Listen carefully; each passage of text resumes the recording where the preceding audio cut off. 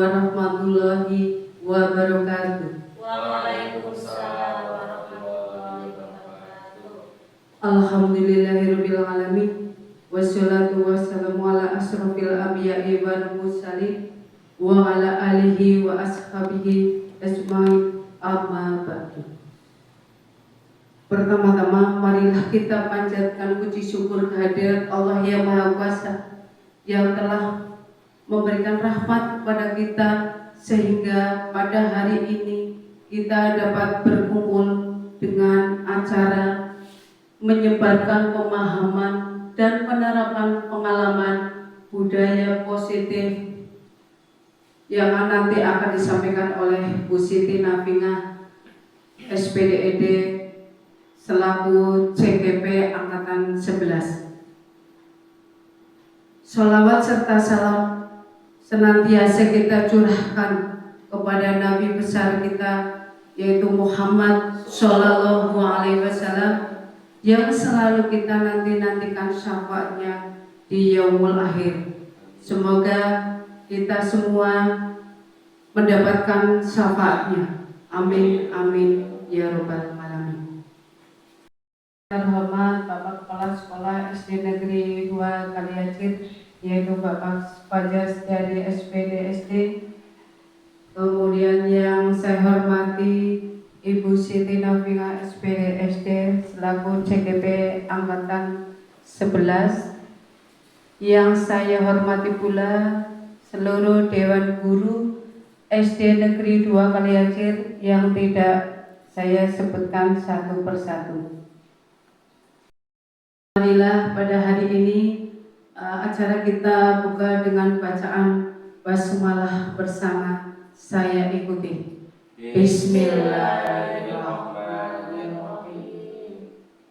Untuk yang selanjutnya adalah nanti kita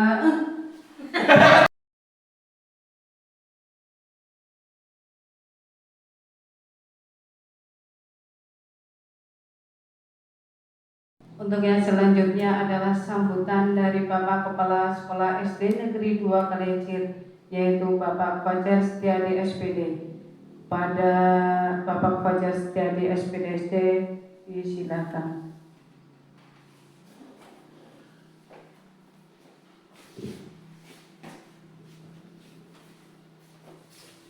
Assalamualaikum warahmatullahi wabarakatuh. Waalaikumsalam warahmatullahi wabarakatuh. Alhamdulillahirabbil alamin, hamdan wa syukran lillah wassalatu wassalamu ala rasulillah Muhammad. Yang saya hormati Ibu Siti Nafingah, calon guru penggerak angkatan 11, serta Bapak Ibu guru semua SD Negeri 2 Kaliacir yang berkesempatan mengikuti diseminasi dari CGP Ibu Siti Nafingah tentang budaya positif. Bapak Ibu, mari kita simak diseminasi dari Bu Siti Nafingah tersebut dan mohon nanti agar benar-benar bisa diterapkan juga di kelas masing-masing, karena sesungguhnya program sekolah penggerak, program guru penggerak semuanya bermuara pada peserta didik kita.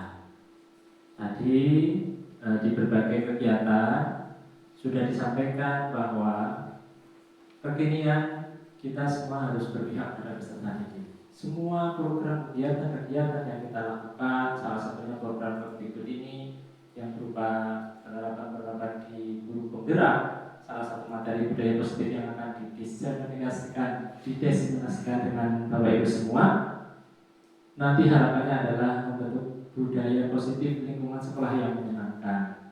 Kemarin saya menyampaikan bahwa sekolah yang berprestasi itu merupakan cerminan dari sebuah kualitas, tetapi mutu sejati sekolah itu terletak pada pembelajaran yang bermakna, kemudian lingkungan yang mendukung, selanjutnya pengembangan karakter yang holistik. Nah, budaya positif itu merupakan rangkaian dari hal-hal tersebut. Bagaimana sekolah membuat lingkungan sekolah yang bermakna, lingkungan sekolah yang mendukung bagi peserta didik, kemudian pengembangan karakter yang holistik bagi seluruh siswa yang ada di sekolah. Dengan budaya positif ini nanti kita akan mengetahui bagaimana cara penerapan hal-hal tersebut sehingga sekolah kita menjadi sekolah yang nyaman. Kembali lagi, semua bermuara pada peserta didik kita, dan semoga apa yang diharapkan oleh Mendikbud melalui program guru penggerak yang nanti akan didiseminasikan oleh Bu Siti Nabila untuk bermanfaat bagi kita semua. Demikian yang dapat saya sampaikan. Selamat mengikuti kegiatan kali ini. Assalamualaikum warahmatullahi wabarakatuh. Waalaikumsalam warahmatullahi wabarakatuh.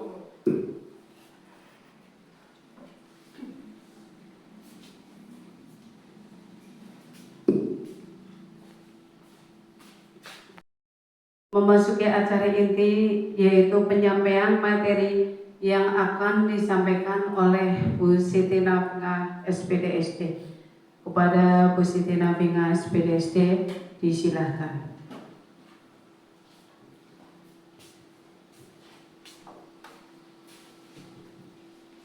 Terima kasih Bu Suyatni yang sudah membawakan acara pada hari ini, dan juga semua peserta yang hadir di ruangan ini untuk mengikuti kegiatan saya pada hari ini. Baiklah, Assalamualaikum warahmatullahi wabarakatuh. Waalaikumsalam warahmatullahi wabarakatuh. Masih semangat Bapak Ibu? Masih. Ya, baiklah. Untuk menambah semangat kita, terlebih dahulu saya akan mengajak Bapak Ibu untuk mengisi kegiatan ini diawali dengan ice breaking supaya kita kembali fresh. Setuju tidak? Setuju. Ya, baiklah.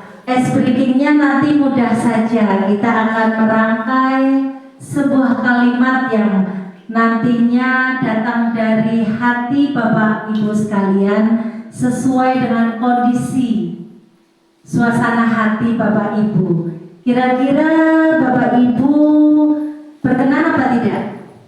Berkenan ya, ya baiklah. Bisa kita mulai? Bisa.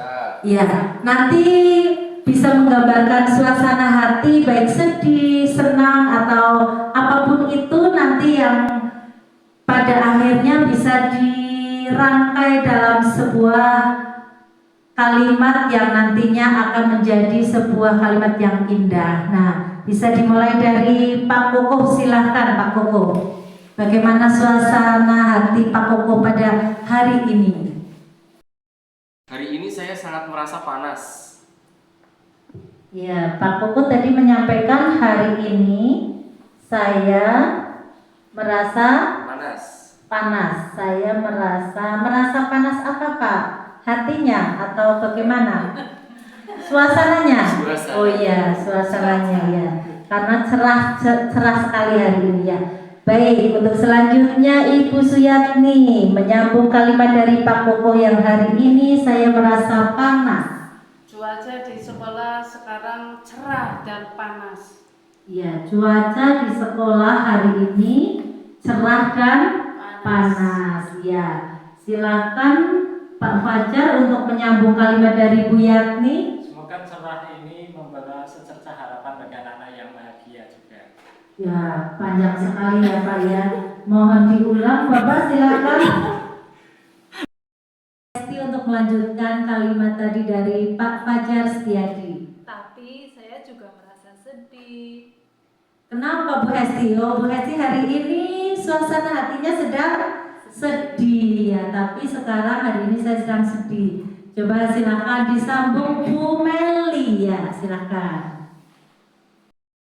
Tapi tetap semangat karena melihat anak-anak semangat dalam proses pembelajaran. Iya, meskipun sedih tetap semangat karena melihat anak-anak juga ikut semangat dalam pembelajaran. Ya, silakan Bu Naila untuk menyambung kalimat dari Bu Meli. Memperoleh keberhasilan karena keberhasilan adalah milik mereka yang berani mencoba. Iya, bagus sekali kata-katanya membuat semangat ya. Dengan keberhasilan apa tadi? Karena dengan semangat kita memperoleh keberhasilan. Keberhasilan adalah milik mereka yang berani mencoba. Iya, karena berani mencoba nantinya akan berhasil. Silakan disambung Bu Fiona. Sampai keberhasilan itu sulit, maka kita harus tetap semangat karena semua dengan semangat kita harus mencoba untuk jadi yang terbaik. Baiklah Bapak Ibu semuanya, pada hari ini sangat seru tadi ya dalam merangkai kalimat yang menggambarkan suasana hati Bapak Ibu semua. Ya, tadi bisa kita rangkai kalimat tersebut. Yang pertama yaitu tadi hari ini sangat panas ya, merasa panas, cuaca cerah dan juga panas. Semoga cuaca yang cerah akan membawa secercah harapan untuk peserta didik. Tetapi di situ masih ada kesedihan. Meskipun sedih, tetap harus semangat. Dengan semangat kita memperoleh keberhasilan. Meskipun dalam pencapaian keberhasilan itu ada kesulitan, tapi tetap semangat ya. Pada intinya kita itu tidak boleh pesimis dalam suatu apapun. Kita harus tetap semangat, tetap optimis. Nantinya kita insya Allah akan mendapatkan apa yang kita cita-citakan. Setuju Bapak Ibu?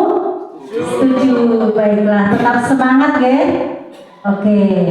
Baiklah Bapak Ibu, untuk selanjutnya saya akan menyampaikan satu materi, yaitu menyebarkan pemahaman dan penerapan pengalaman budaya positif. Untuk nantinya saya akan baik Bapak Ibu, pada kegiatan diseminasi modul 1.4 yaitu tentang budaya positif. Di sini saya akan menyampaikan materi yaitu menyebarkan pemahaman dan penerapan pengalaman budaya positif kepada Bapak Ibu semua. Di sini tidak ada yang sudah menjadi mungkin mau disinfektan. Yo.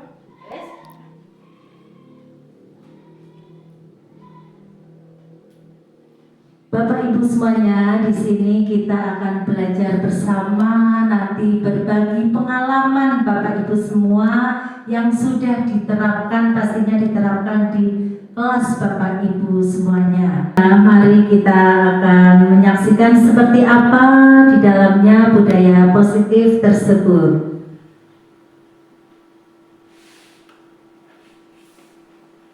Ya, di sini ada konsep inti budaya positif, yaitu ada yang pertama yaitu perubahan paradigma positif. Perubahan paradigma positif selanjutnya yaitu disiplin positif.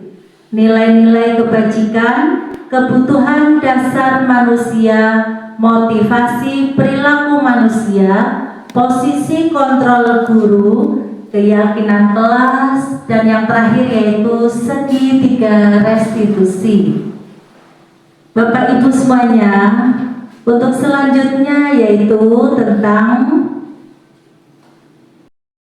materi yang pertama yaitu pembelajaran dengan paradigma baru.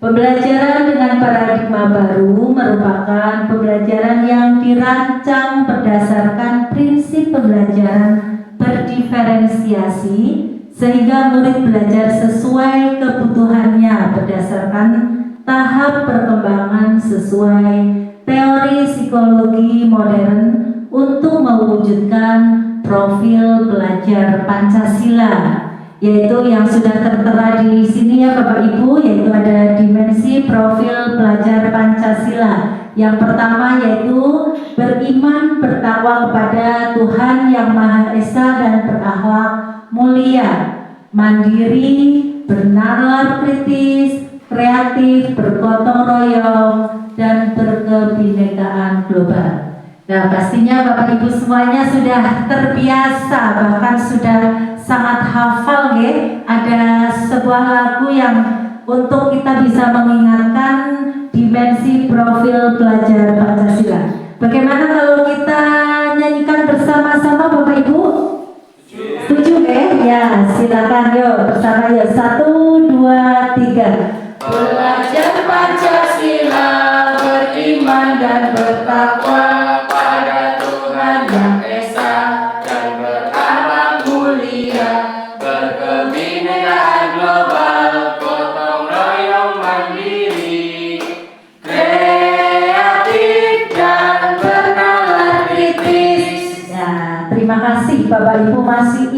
dan sudah melekat pastinya, karena setiap hari pastinya anak-anak juga selalu diajak untuk mengingat dengan cara menghafalkan melalui lagu atau dengan cara yang lainnya.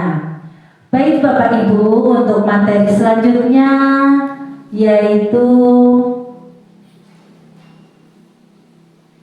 miskonsepsi tentang teori kontrol. Ya, ada 4 gambar. Coba Bapak Ibu amati dari gambar yang pertama. Mengerikan sekali ya Bapak Ibu gambarnya. Yaitu gambar ilusi guru mengontrol murid. Nah, ya digambarkan seperti itu. Yang kedua yaitu ilusi bahwa semua penguatan positif, efektif, dan bermanfaat. Yang ketiga yaitu ilusi bahwa kritik dan membuat rasa bersalah mampu menguatkan karakter. Yang terakhir yaitu ilusi bahwa orang dewasa berhak memaksa. Untuk selanjutnya materi yang berikutnya yaitu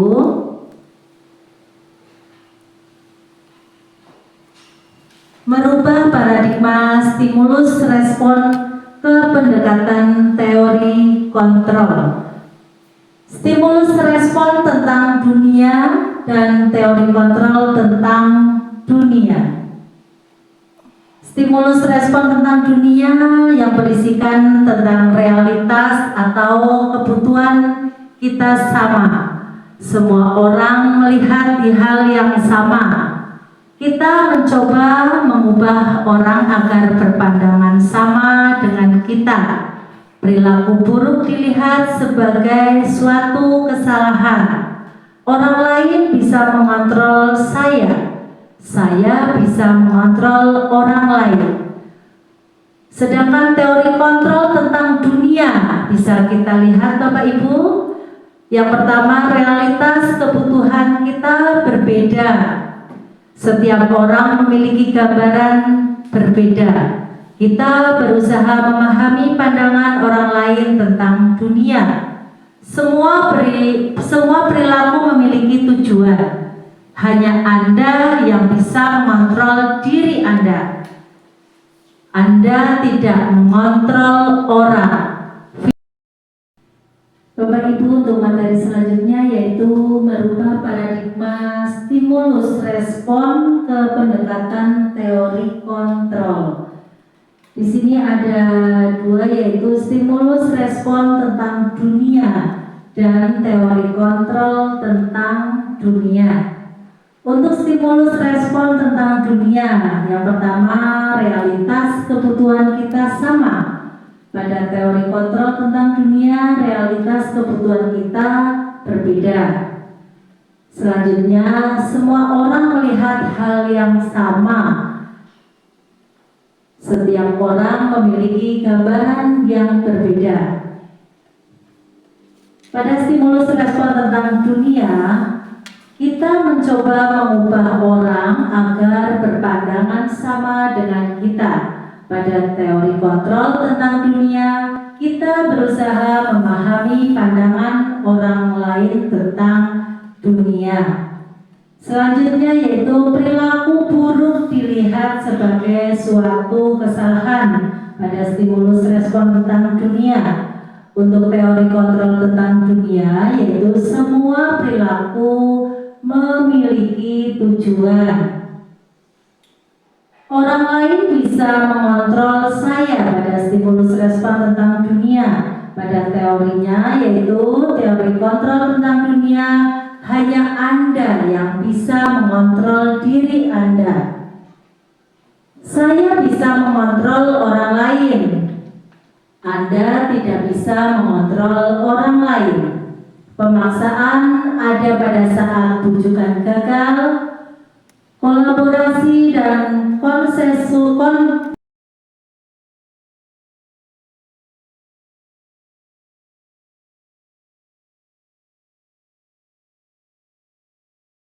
selanjutnya yaitu pemaksaan ada pada saat bujukan gagal. Pada teori kontrol tentang dunia, kolaborasi dan konsensus menciptakan pilihan-pilihan baru. Pada stimulus respon tentang dunia, yang terakhir yaitu model berpikir menang atau kalah. Pada teorinya yaitu model berpikir menang-menang. Begitu Bapak Ibu, pada merubah paradigma stimulus respon ke pendekatan teori kontrol. Untuk materi selanjutnya yaitu tentang disiplin positif. Ya, di sini Bapak Ibu mungkin sudah ada yang tahu bahwa disiplin positif itu apa artinya. Ada yang sudah mengetahui? Monggo silakan bisa menjawab, salah satu, salah dua, Bu Hesti atau siapa, monggo, Pak Kuko, Pak Fajar. Apa yang disebut dengan disiplin positif? Silakan Bu Hesti. Menurut saya, disiplin positif itu ada dua kata. Yang pertama disiplin dan positif. Disiplin sendiri dimaknai sebagai kesadaran untuk melakukan sesuatu, dan positif itu adalah perilaku yang mengacu kepada nilai-nilai kebajikan universal. Jadi di sini kebajikan universal itu kebajikan yang diakui secara universal. Disiplin positif dimaknai sebagai perilaku sadar untuk melaksanakan nilai-nilai kebajikan universal. Demikian dari saya di sini. Ya, terima kasih Bu Hesti jawabannya. Barangkali ada jawaban lain? Monggo. Ada yang mau menjawab lagi? Cukup ya. Terima kasih Bu Hesti, jawaban tadi sudah mewakili dari semua peserta. Jawabannya sudah betul sekali ya. Disiplin berasal dari kata disiplin.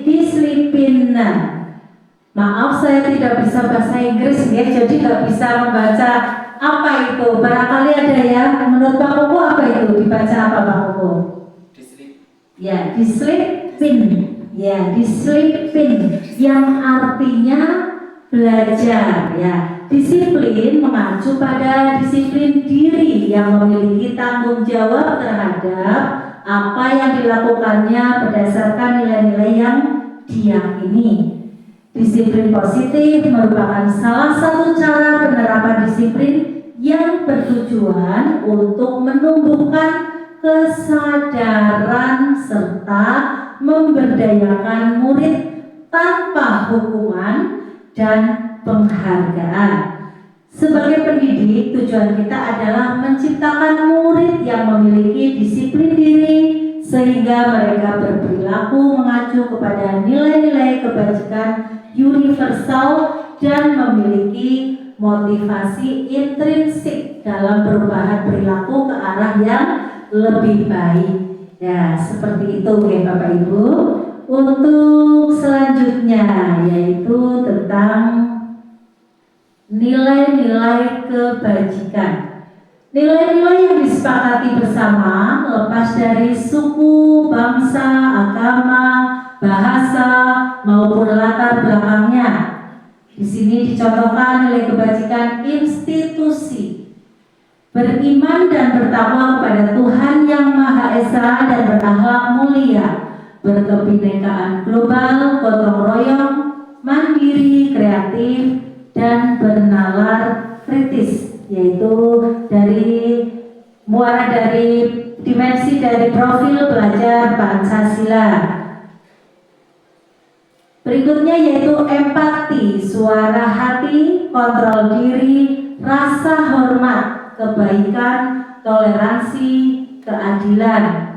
The 7 essential virtues. Betul Mas Kuku, Pak Kuku? Betul ya. Mohon maaf jika salah pengucapannya. Selanjutnya yaitu cinta Tuhan dan segenap ciptaannya, kemandirian dan tanggung jawab, kejujuran atau amanah, diplomatis, hormat dan santun, dermawan, suka menolong dan gotong royong, percaya diri, kreatif dan pekerja keras, kepemimpinan dan keadilan, baik dan rendah hati, toleransi, kedamaian, dan kesatuan. 9 pilar karakter Indonesian Heritage Foundation atau yang disingkat IHF, ya. Begitu ya Bapak Ibu, nilai-nilai kebajikan. Untuk selanjutnya, next, kebutuhan dasar manusia. Manusia pasti memiliki kebutuhan dasar ya untuk hidupnya. Kebutuhan dasar manusia. Kebutuhan manusia adalah segala sesuatu yang dibutuhkan manusia untuk mempertahankan keseimbangan kondisi fisiologis dan psikologis yang bertujuan untuk mempertahankan kehidupan dan kesehatan. Untuk selanjutnya, next, 5 kebutuhan dasar manusia. Ya, bisa Bapak Ibu lihat di sini ada 5 kebutuhan dasar manusia. Yang pertama, penguasaan. Yang kedua, kesenangan. Yang ketiga, bertahan hidup. Yang keempat, kebebasan. Yang kelima yaitu kasih sayang dan rasa diterima. Next, untuk motivasi perilaku manusia. Untuk menghindari ketidaknyamanan atau hukuman, untuk mendapatkan imbalan atau penghargaan dari orang lain, untuk menjadi orang yang diinginkan dan menghargai diri sendiri dengan nilai-nilai yang dipercaya. Next, ya di sini ada konsep disiplin dengan identitas gagal. Ya, bisa Bapak Ibu perhatikan ada 2, yaitu pada hukuman dan penghargaan. Hukuman bisa kita amati bersama, yaitu ada yang pertama menyakitkan, yang kedua tidak nyaman. Murid menjadi takut, memaksa kepada yang membuat salah. Yang berikutnya itu murid menyembunyikan kesalahan. Yang terakhir yaitu murid menjadi rendah diri. Untuk penghargaan diantaranya tidak efektif, merusak hubungan atau sifat iri, mematikan kreativitas, menghukum dengan sistem ranking. Yang terakhir yaitu merampas hak menghargai dirinya. Itu adalah konsep disiplin dengan identitas gagal. Next, di sini konsep disiplin dengan identitas sukses. Nanti bisa Bapak Ibu bandingkan, yaitu yang pertama pada konsekuensi dan restitusi. Kita lihat terlebih dahulu yang konsekuensi. Penguatan jangka pendek. Yang kedua, perlu monitoring berkelanjutan. Yang ketiga, stimulus atau respon. Yang keempat, murid menghormati peraturan. Yang terakhir, kehilangan waktu untuk mengurangi kesalahan. Itu untuk konsekuensi. Untuk restitusi diantaranya yaitu murid bertanggung jawab terhadap perilakunya. Yang kedua, fokus pada pemecahan masalah jangka panjang. Murid menghormati dirinya dan orang lain. Murid memegang kontrol dirinya. Murid antusias memperbaiki kesalahannya. Sudah jelas ya Bapak Ibu dari kedua konsep disiplin dengan identitas sukses. Bisa Bapak Ibu pilih kira-kira ketika Bapak Ibu akan melaksanakan hal ini pada kelas Bapak Ibu, mau memilih yang konsekuensi atau yang restitusi. Monggo bisa diamati, yaitu ada 2, konsekuensi dan restitusi. Pak Fajar milih yang mana? Restitusi. Restitusi. Bu Suyati Restitusi. Bu Meli? Ke restitusi. Iya, kebanyakan memilih restitusi ya. Memang terlihat jelas sekali ya. Ya, memilih restitusi karena dampaknya lebih positif kepada murid. Baiklah, next. Konsep disiplin pendekatan restitusi ya. Kita bisa memperhatikan kembali yaitu pengertian restitusi.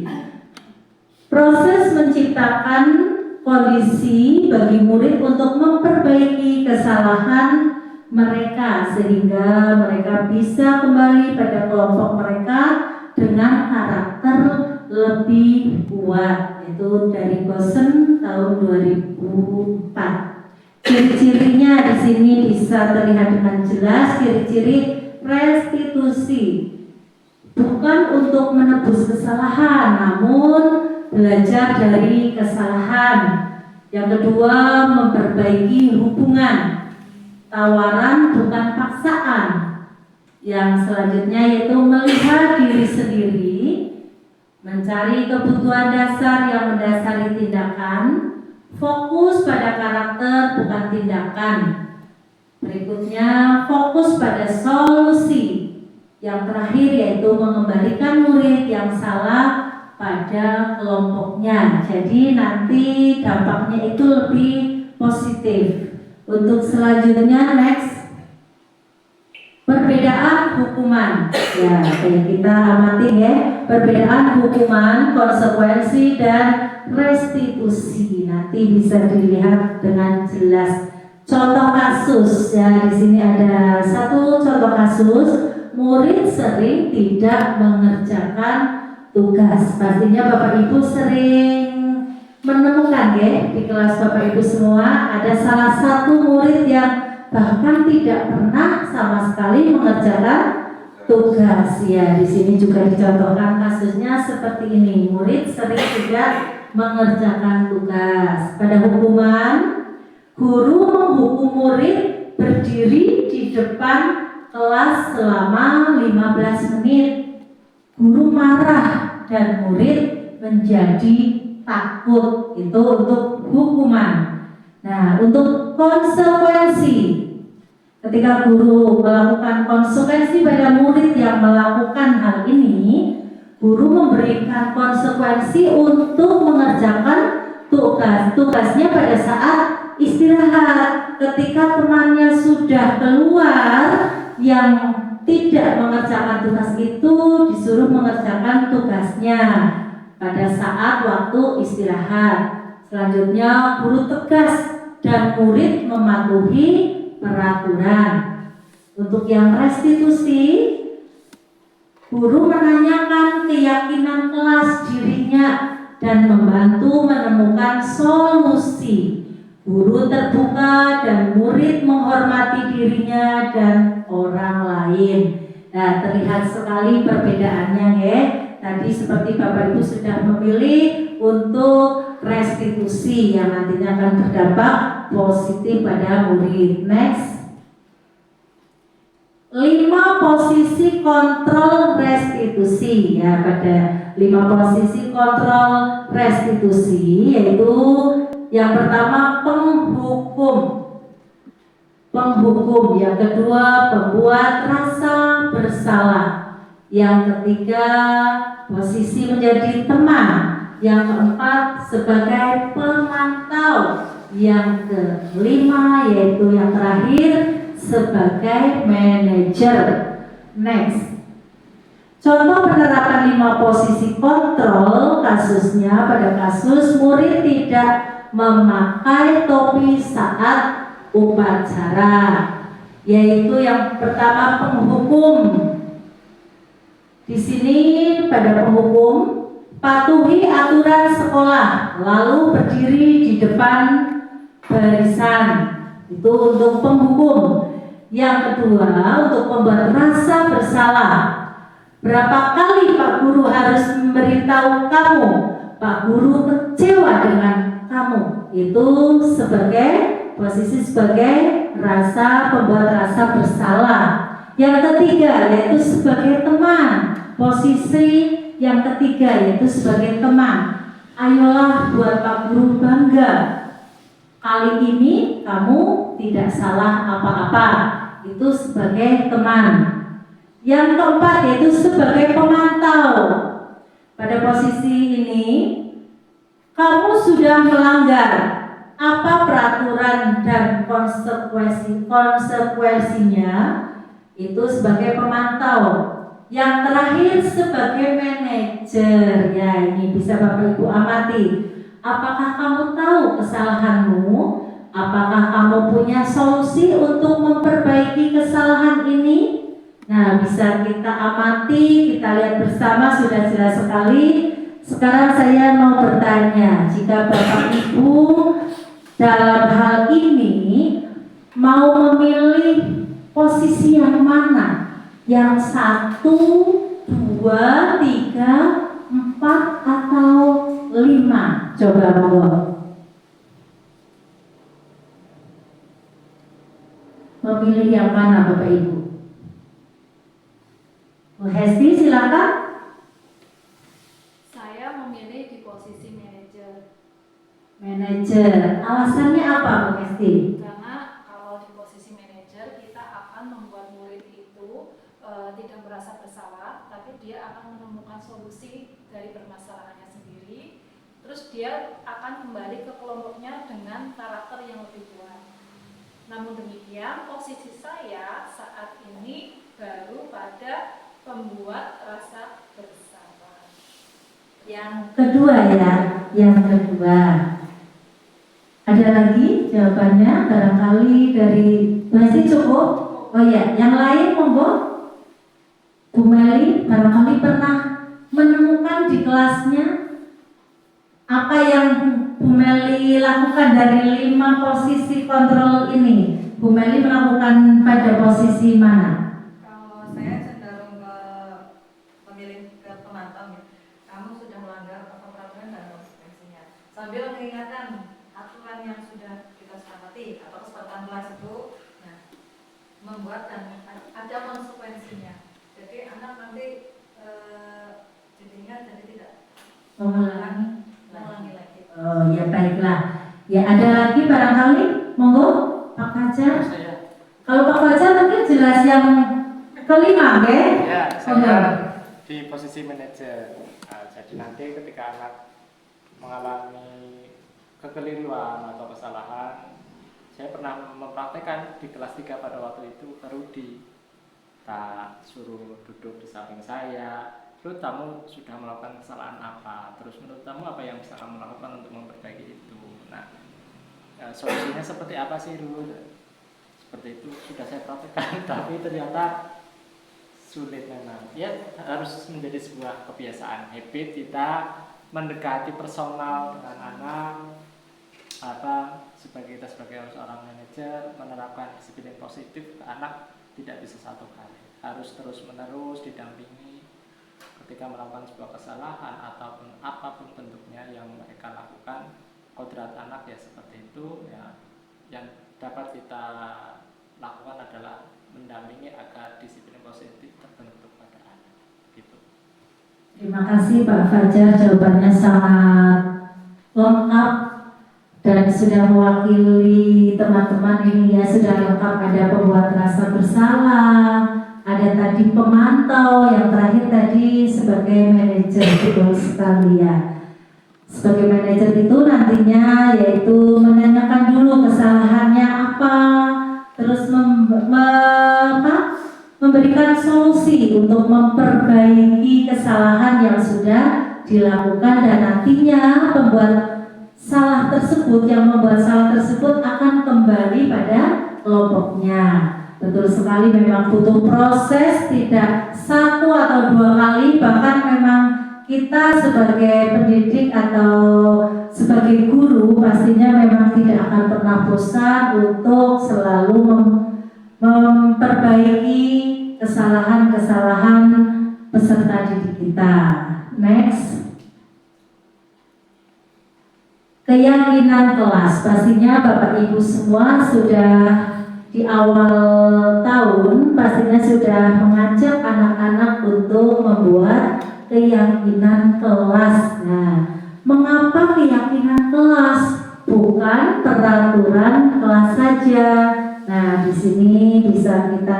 bersama. Peraturan dibuat oleh guru, itu peraturan. Tetapi kalau keyakinan kelas dibuat oleh guru dan murid, pastinya dengan kesepakatan terlebih dahulu. Keyakinan kelas dapat memotivasi murid secara intrinsik atau dari dalam diri dan dapat membentuk budaya positif di sekolah. Nah, kalau keyakinan kelas itu benar-benar yang disepakati oleh anak didik kita di kelas. Jadinya nanti akan tumbuh dari dalam diri anak tersebut. Anak-anak sudah meyakini bahwa saya harus mematuhi keyakinan kelas saya. Jadinya nanti ketika akan melakukan hal yang salah akan terkendali. Itulah perbedaan antara peraturan dan keyakinan kelas. Next, bagaimana pembentukan keyakinan kelas? Nah, pembentukan keyakinan kelas lebih abstrak daripada peraturan. Sedikit saja agar mudah diingat, berupa pernyataan universal, dapat diterapkan di kelas, bersedia meninjau kembali keyakinan kelas dari waktu ke waktu dalam bentuk yang positif. Yang terakhir, semua warga kelas harus aktif dalam pembuatan keyakinan kelas. Next. Nah, di sini ada segitiga restitusi. Segitiga restitusi yaitu ada validasi tindakan yang salah, menanyakan keyakinan, menstabilkan identitas. Menstabilkan identitas yaitu kita semua akan melakukan hal terbaik. Untuk validasi tindakan yang salah yaitu semua perilaku mempunyai alasan.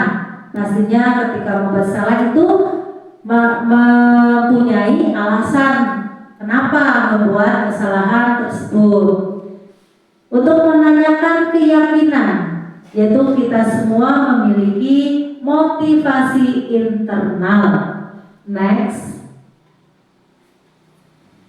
Ya, demikian Bapak Ibu untuk materi-materi dari budaya positif dalam kegiatan diseminasi pada hari ini.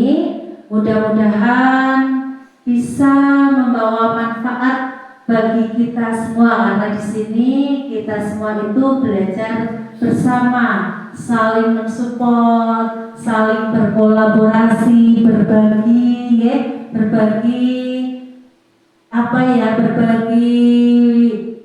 budaya positif yang Bapak Ibu sudah terapkan di kelas nanti ditularkan ke kelas yang lain. Semoga apa yang sudah saya sampaikan pada hari ini pada Bapak Ibu membawa manfaat buat kita semua, yang pastinya nanti akan membawa manfaat untuk peserta didik kita. Terima kasih Bapak Ibu semua yang sudah hadir di sini, yang sudah membersamai saya dalam kegiatan ini. Akhirul kalam, billahi taufiq wal hidayah. Wassalamualaikum warahmatullahi wabarakatuh. Waalaikumsalam warahmatullahi wabarakatuh. Waktu saya kembalikan kepada pembawa acara kembali.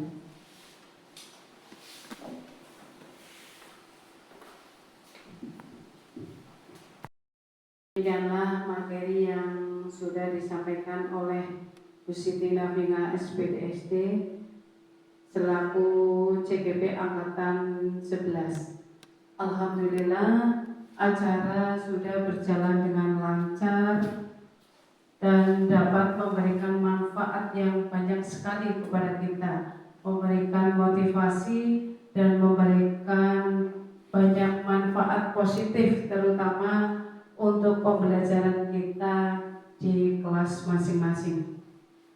Marilah untuk acara hari ini kita tutup bersama dengan bacaan hamdalah bersama. Saya ikuti. Alhamdulillahirobbilalamin. Wassalamualaikum warahmatullahi wabarakatuh. Waalaikumsalam warahmatullahi